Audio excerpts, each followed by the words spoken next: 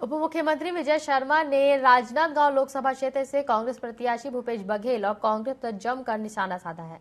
उन्होंने कहा कि उनका वोट देना यानी कि मोहम्मद अकबर को वोट देना है। 5 सालों तक सरकार चलाते समय उन्होंने सरकार नहीं चलाई, सरकार चलाई अकबर ने, ढेबर ने, और उनकी जो सरकार चली है वो क्या अंधाधुन हुआ है?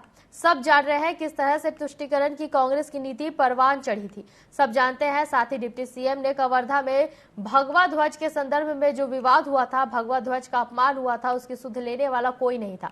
बिरनपुर में जो घटना हुई थी उसकी सुध लेने वाला कोई नहीं था। कभी उन्होंने नहीं पूछा, सिर्फ वोट बैंक की राजनीति के चलते, सिर्फ तुष्टीकरण की राजनीति के चलते।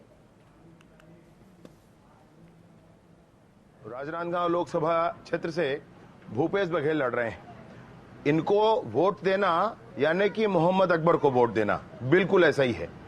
5 सालों तक सरकार चलाते समय इन्होंने सरकार नहीं चलाई, सरकार चलाई है अकबर ने, ढेबर ने, और उनकी जो सरकार चली है तो क्या अंधाधुन हुआ है, सब जान रहे हैं। किस तरह से तुष्टीकरण की कांग्रेस की नीति परवान चढ़ी थी, सब जानते हैं। कवर्धा में भगवा ध्वज के संदर्भ में जो विवाद हुआ था, भगवा ध्वज का अपमान हुआ था, उसकी सुध लेने वाला कोई नहीं था। बीरनपुर में जो घटना हुई थी उसकी सुध लेने वाला कोई नहीं था। कभी इन्होंने नहीं पूछा, सिर्फ वोट बैंक की राजनीति के चलते, सिर्फ तुष्टीकरण की राजनीति के चलते कि क्या हुआ है, क्या होना चाहिए था, सही क्या हुआ है, गलत क्या हुआ है और किस कारण से ये सब कुछ हुआ है। कारणों को नहीं पता लगाने के कारण परिणाम निकलता है कि साधराम यादव जैसे सीधे सरल गौ सेवक व्यक्ति को भी गला रेत कर मार दिया जाता है।